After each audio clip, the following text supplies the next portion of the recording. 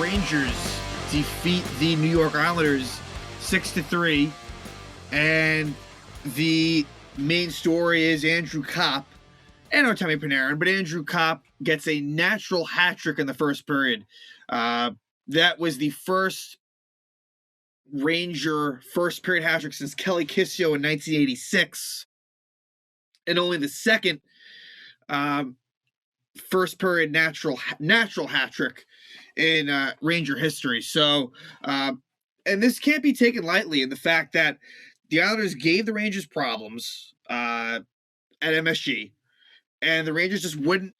They responded as they have all season long. And because I wasn't sure for the Islanders, for them, this was really their Stanley Cup. It really was. They'd love nothing more than to throw the Rangers off course before the Rangers head to the playoffs. The Islanders are eliminated. So, you'd figure you'd get the Islanders' best. And the Rangers were able to really jump out to the early lead, and they didn't look back. So that line has really been brilliant. And that was kind of what was missing from that Strome and Panarin trio. Jesper Fast was decent in that role. Okay, nothing special. Colin Blackwell, same thing last season. This year was a revolving door. Dryden Hunt comes to mind. But Copp has been great. So the one thing I will say, though, is that Copp did leave the game with about 5 to 6 minutes left, keeping in mind that the Rangers were up by 3. So after the game, Glant said that Copp didn't have an injury, but then it was announced that he has a lower body injury. So in looking at the replay, he looked all right coming off the ice. He might have been favoring his left knee a little bit. So you want to be cautious this time of year. I'm not expecting anything too bad here, but it's not what you want to hear, of course. Philip Hedl also, we didn't see him for probably the last 10 minutes of the game. Gallant says that, he took a hard cross-check and he was sore. Hedl's been banged up. So, again, with the score being what it was, hopefully it's a little bit of just, taking precautions, but we will find out more. So it does take a little bit away from the win, especially Copp being, sort of front and center and him being hurt. So, with Boston coming up, and I want the Rangers to keep on going. I really do. I understand resting guys, absolutely, but I want to keep this moving. But when things like that happen, I would almost be surprised if Copp is in the lineup versus Boston, and maybe we'll see what happens next week. But anyway, this was a game where Georgiev started, which I expected that would be the case, that Georgiev would be a net for the Rangers. For the Islanders, it was Varlamov. I would have expected that it would have been Sorokin. However, Varlamov has been a thorn on the Rangers' side. He has that shutout streak at the Garden. So, it's understandable in that sense as well. But against the Islanders, it's very key to take the lead. The Rangers did just that as Artemi Panarin makes just a great pass to Andrew Copp, who scores his first of the night, 19th of the season, combined with the Winnipeg Jets at 3:49. And at the time, and I'm going to have to say that a lot in this episode, Panarin at the time, his 71st assist of the season. Trouba gets the other assist. So Rangers take that early 1-0 lead, which is key. And then about 4 minutes later, Copp scores again. That first goal by Copp, I think it was the first one. Varlamov could have maybe stopped that one, but the Rangers were hemming the Islanders in their own. Like, it wasn't an ideal situation for the Islanders. The Rangers really took it to them. And then Panarin does it again. Just an amazing pass by Panarin to Copp, who buries it. So Copp's second of the night, 20th of the season. Panarin's 72nd assist, and Aaron Fox gets his 59th assist of the season. And so that would be sort of the main trio, Copp, Panarin, and Fox. Although that would be the only goal in which the three of them combined on. And then towards the end of the period, 18-13 of the first, Andrew Copp does it. A natural hat trick in the first period. An absolutely historic night for Andrew Copp. His 21st goal of the year. Give Ryan Strome an assist on that one. Strome had a pretty good game against his former team.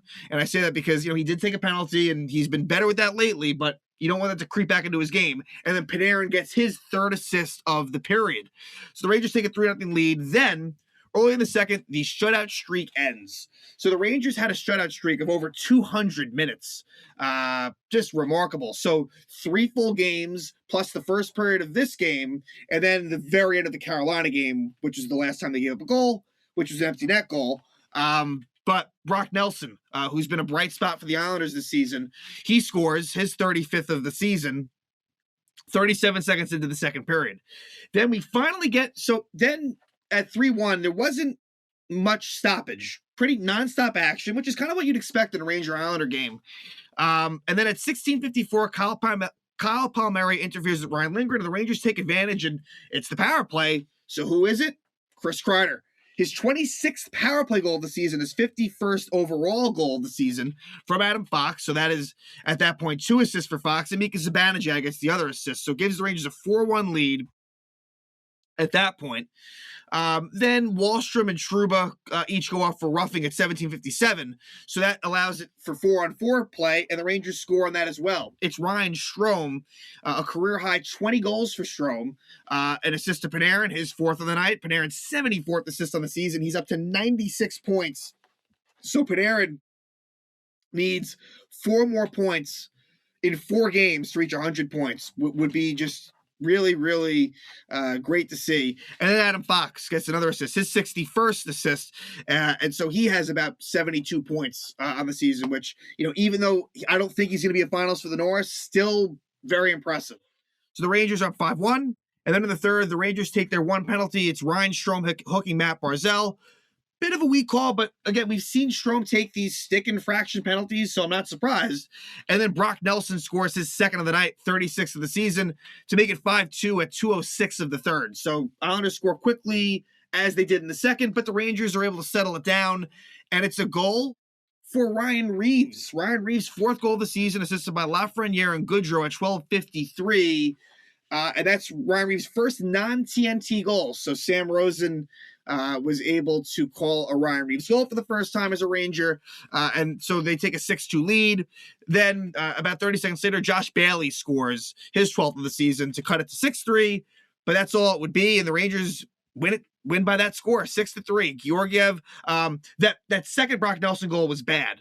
But Georgiev did what he had to do. It's another win for Georgiev. He's doing, it's been better. It's been a streaky year for him, and overall not a great one, but he's racking up wins lately, and that's all you can ask for. So this was a win to be very, very proud of. You definitely didn't want to lose to the Islanders again. That would have been a bit problematic, not in the sense of the playoffs, but just the feel of things. I think they really wanted to get this win, and they did, and that was good to see. Andrew Copp, Artemi Panarin.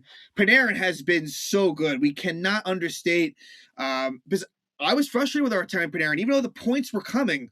It wasn't looking great. But ever since Andrew Copp's been on the Rangers, I really think around that time was when Panarin started turning it around.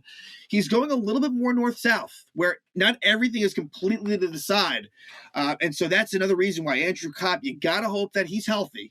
Because that line with him, it is dynamic. It is tough to stop, and it makes things easier for Ryan Strome as well. So, definitely the stars of the night, absolutely Andrew Copp, Artemi Panarin, Adam Fox, with an honorable mention to Ryan Strome, I'll say. But I thought the Lindgren-Fox pair looked good too. Like, it's been good momentum for the Lindgren-Fox pair. Justin Braun was in for Patrick Nemeth. I still think Nemeth has the slight edge over Braun, but it's pretty much been Schneider has solidified himself as the 5th defenseman, and it's kind of Nemeth as the 6th and Braun as the 7th. That's kind of what it's been. But the Rangers with a really impressive win against the Islanders, and now they will head to Boston in what could be a playoff preview. Carolina wins tonight, so the Rangers are in a deadlock tie with Carolina. And it looks like the Rangers, and things have changed. I think we can, at this point, kind of safely eliminate Tampa from the possibilities. Right now, it looks like it'll either be Boston, Pittsburgh, or Washington. And it's tough to say right now as far as who the Rangers will play. If the Rangers win the division, I think it might be Boston who they play. If they don't win the division, you're looking at Pittsburgh or Washington. I'll still say Pittsburgh.